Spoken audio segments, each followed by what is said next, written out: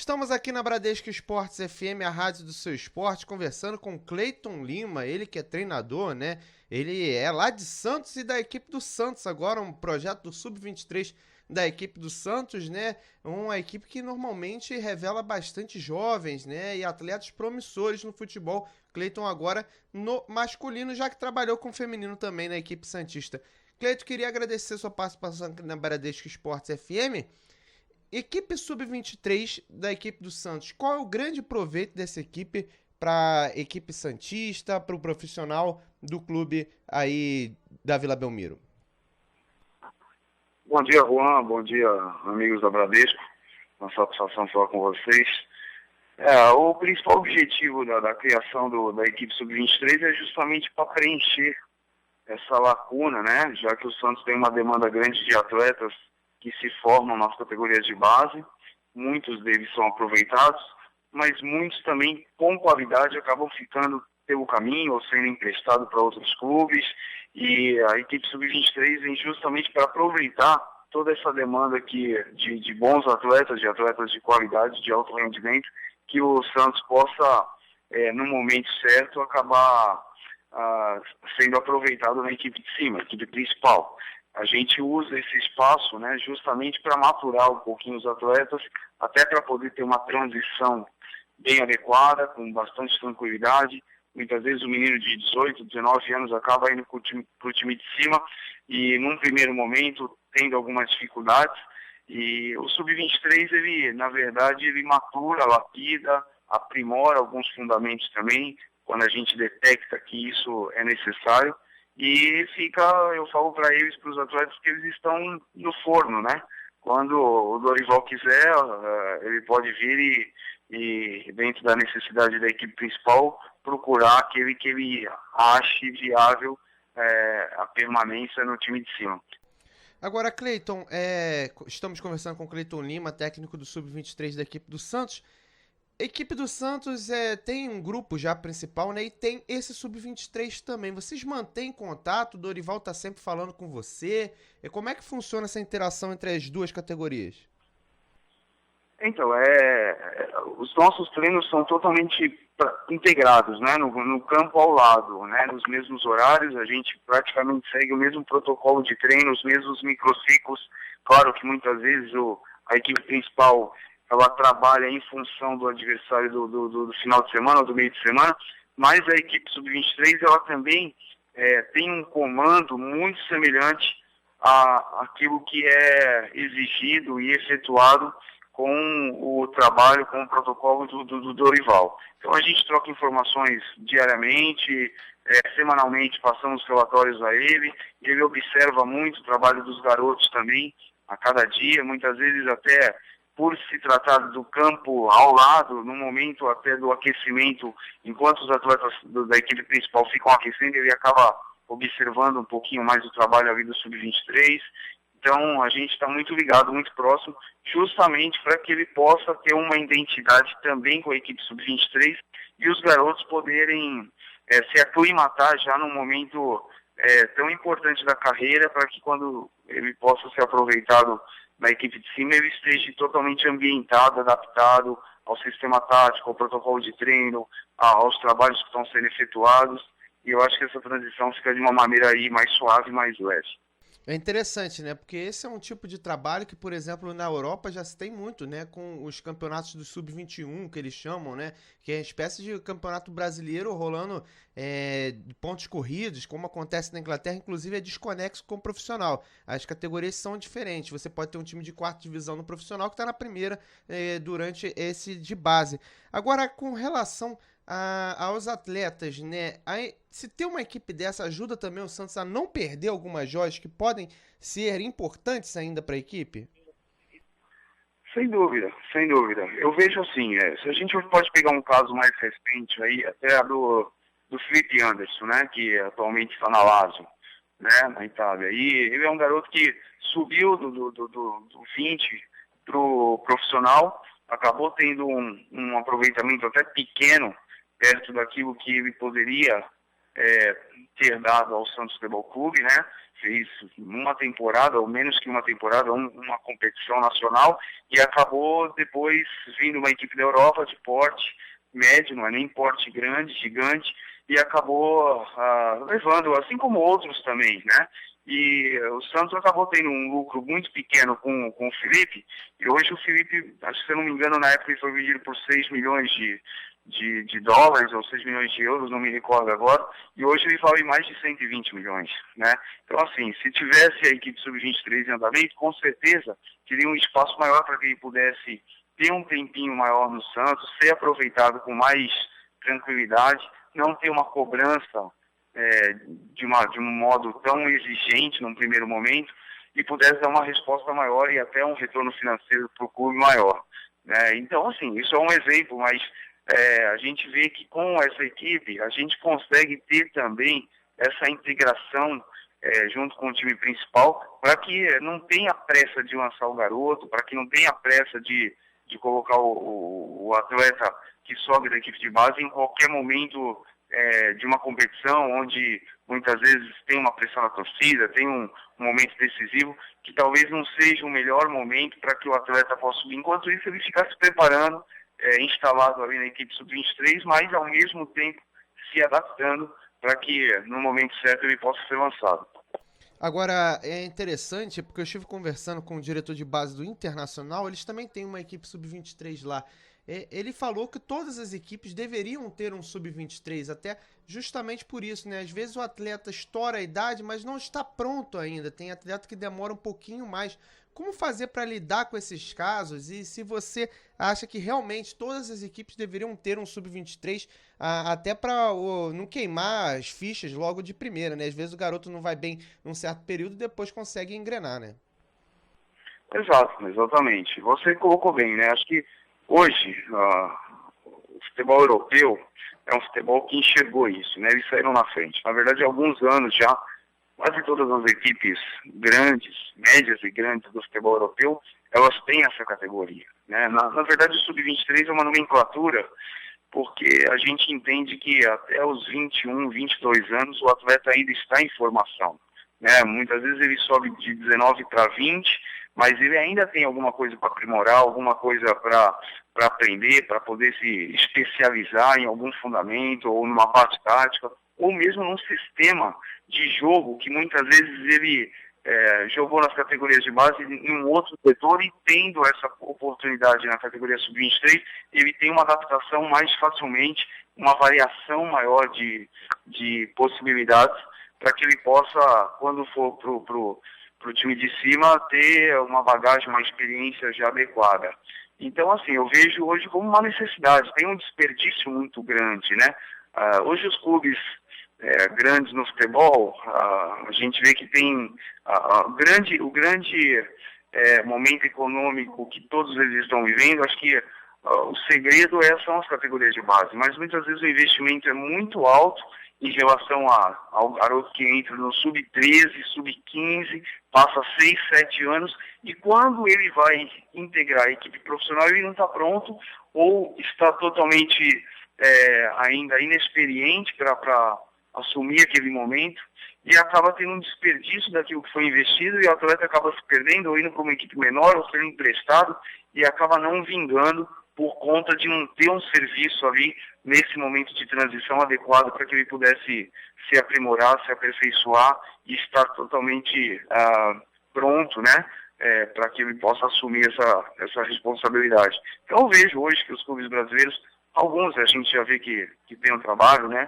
o Internacional, o Curitiba tem também, o São Paulo tá mexendo agora também para criar essa categoria, o Santos, que nessa atual gestão, né, do presidente Modesto Roma, criou, o Atlético Paranaense, alguns clubes do Nordeste, acho que o Vitória também da Bahia está formando. Então a gente vê um movimento, porque todos entendem que essa categoria é uma categoria fundamental e essencial para não haver esse desperdício de atletas, já que os clubes investem na garotada desde os 11, 12, 13 anos, mas quando chega na equipe no último estágio acaba perdendo muito desses atletas que teve investimento muito alto.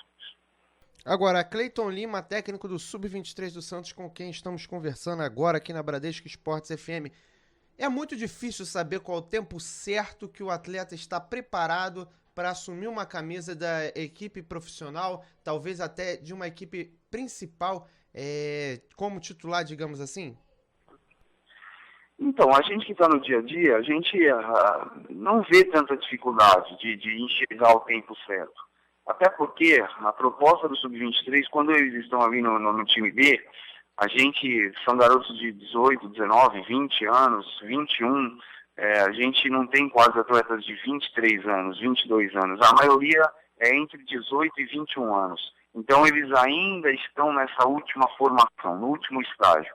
E a gente procura usar esse último estágio justamente para maturá-los. Então, a gente enfrenta equipes jogando jogos treinos semanalmente ou torneios com equipes sempre mais experientes. A gente não busca jogar contra outras equipes juniores ou sub-23 também, sempre com equipes principais. Então o atleta, nesse momento, ele acaba dando uma resposta já dentro daquilo que a gente imagina ser o profissional. Então a gente consegue detectar quando o atleta tem uma resposta já à altura, no limite daquilo que a gente entende que é o estágio último de formação e o estágio e o primeiro momento da carreira dele como profissional.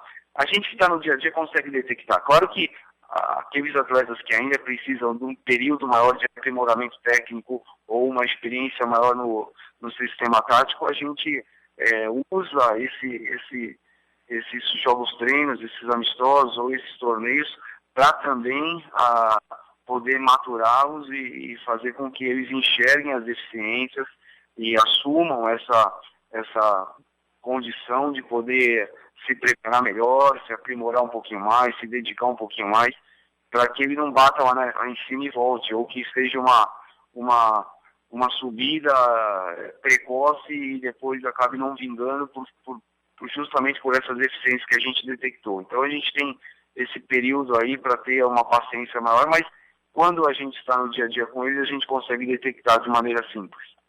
Agora, Cleiton, como é que faz para o garoto entender o que vocês querem passar, né? Entender que tem um defeito, que ele realmente precisa desse reforço, né? Digamos assim, fazendo um parêntese assim, até com o próprio andamento na escola, né? Quando a pessoa precisa de mais alguma coisa, ele faz esse reforço.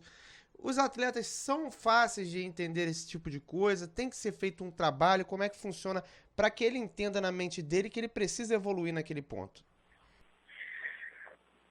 Isso é muito individual, né? Alguns, você, numa conversa ou numa cobrança, numa exigência, você sente que eles já detectaram isso também, eles têm uma autocrítica.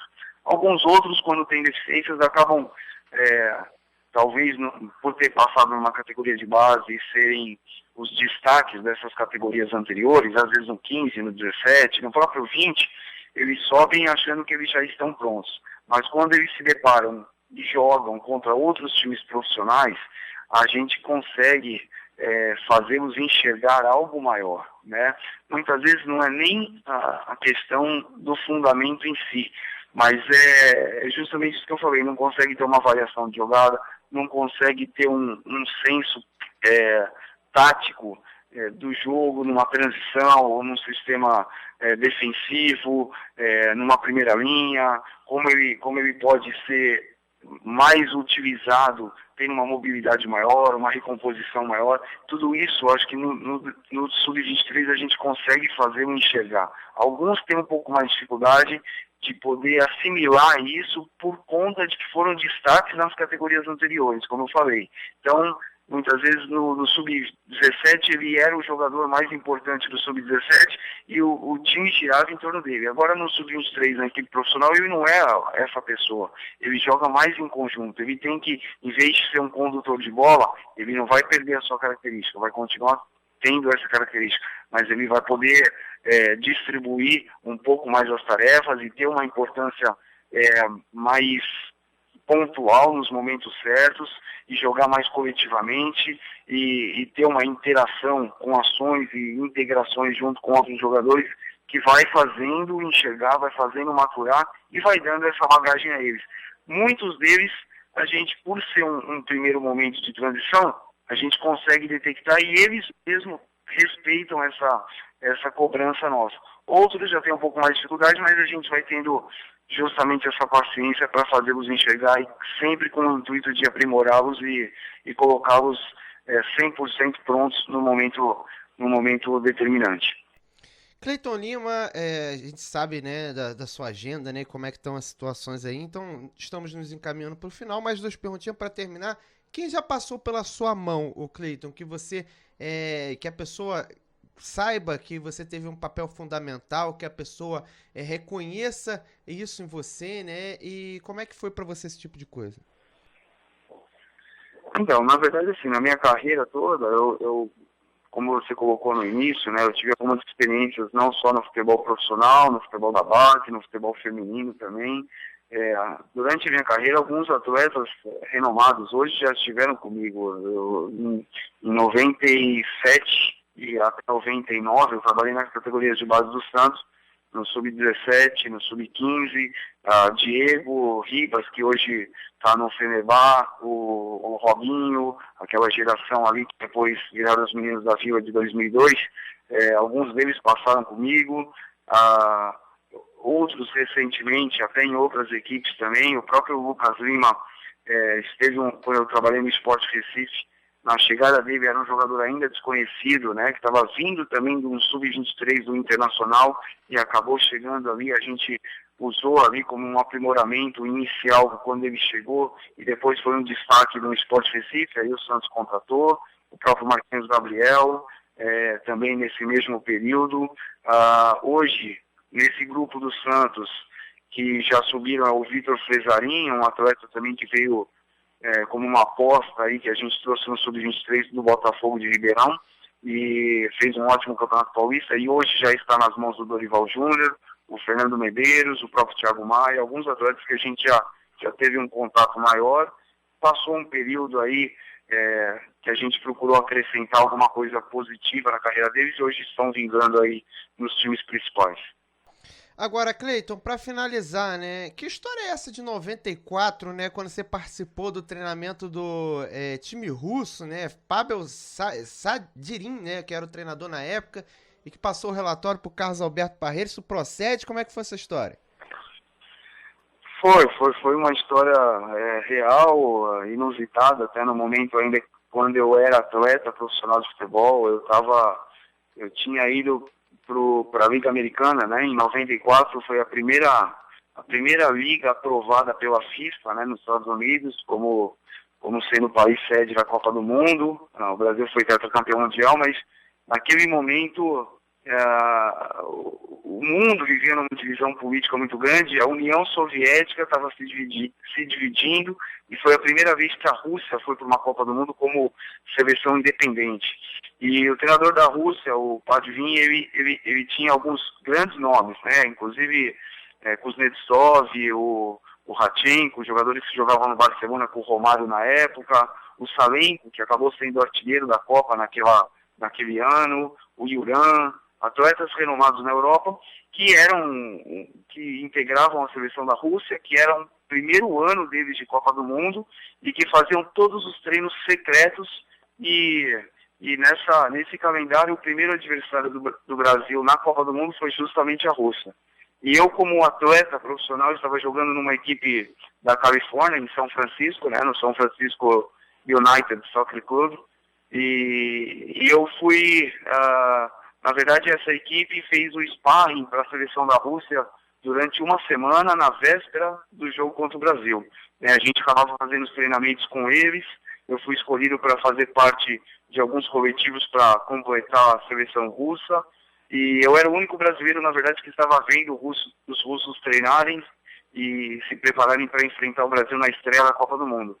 E aí acabou que a comissão técnica brasileira, que queria informações da seleção russa e não tinha, né, porque o Jairzinho e o Júnior, na época, eram espiões oficiais da CBF e estavam analisando a Suécia e o Camarões, que eram outros adversários, mas não tinha ninguém para espionar a Rússia, até porque não tinha como observar os treinamentos russos. E eu era o único jogador, no entanto, brasileiro, que estava dentro do treinamento dos russos, treinando com eles e estava tendo todas as informações. E acabei sendo descoberto pela Comissão Técnica Brasileira e acabei passando relatórios de tudo que eles estavam fazendo, se preparando para enfrentar o Brasil, e acabou tendo uma repercussão muito grande na época, porque eu fui o único informante para o Parreira, para o Zagallo, para a Comissão Técnica Brasileira, dei um relatório, dei uma palestra para a comissão, dizendo como eles iam enfrentar o Brasil, quais eram os segredos, quais eram as jogadas, as bolas paradas, e acabou dando certo, porque o Parreira usou tudo isso aí, o Brasil acabou ganhando na estreia de 2-0 e aquela Copa do Mundo acabou com chave de ouro, o Brasil sendo tetracampeão mundial. Mas foi uma participação, assim, inusitada, mas porém importante, até porque naquele momento teve uma repercussão positiva e o Brasil acabou tendo um grande sucesso na Copa do Mundo. É bastante legal, né, essa história, né? E hoje em dia é bastante comum, né, ter espiões olhando tudo que está acontecendo com os adversários. Cleiton Lima, queria agradecer a sua participação aqui na Bradesco Esportes FM, a Rádio Seu Esporte, te desejar melhoras também e que você possa aí ter sucesso nessa categoria Sub-23 do Santos.